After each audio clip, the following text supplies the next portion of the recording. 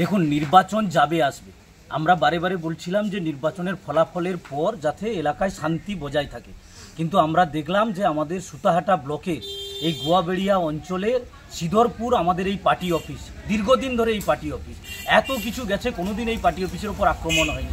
এই প্রথম কিছু তৃণমূলের দুষ্কৃতীরা এই পার্টি অফিসের ওপর আক্রমণ করে, পার্টি অফিস ভাঙচুর করে, আমাদের টিভি সহ ইলেকট্রনিক যা জিনিসপত্র ছিল তা লুট করে নিয়ে যায় এবং এই গোটা পার্টি অফিসটাকে ভাঙচুর করে নষ্ট করে দেয়। আমাদের এই এলাকায় আমাদের কিছু সিপিআইএমের কর্মী, কেউ পোলিং এজেন্ট ছিল, কেউ এলাকার বুথ কনভেনার ছিল, তাদের বাড়িতে গিয়ে অশ্লীল ভাষায় গালিগালাজ করা এবং সবচেয়ে দুর্ভাগ্যজনক বিষয় যেটা, যে তাদের বাড়িতে যে জলের লাইন, সেই জলের লাইনটাও পর্যন্ত কেটে নিয়েছে, যে তারা নির্বাচনে সিপিআইএমের হয়ে এলাকায় প্রচার করেছে, সিপিআইএমের হয়ে কাজ করেছে বলে।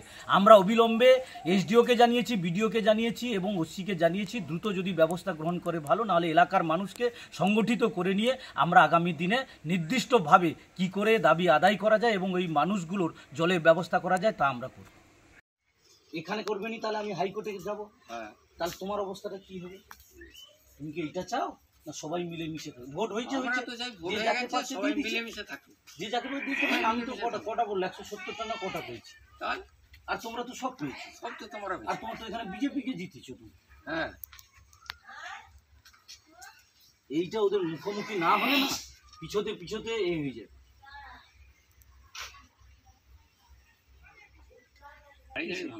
জলের লাইনে কাটা কেটে এটা কি এই যে পাইপের লাইনটা, জলের লাইনটা বন্ধ করে দিচ্ছে, মানে জল খাওয়া বন্ধ, জলের লাইন কেটে দিচ্ছে। হ্যাঁ, আপনি যেটা থেকে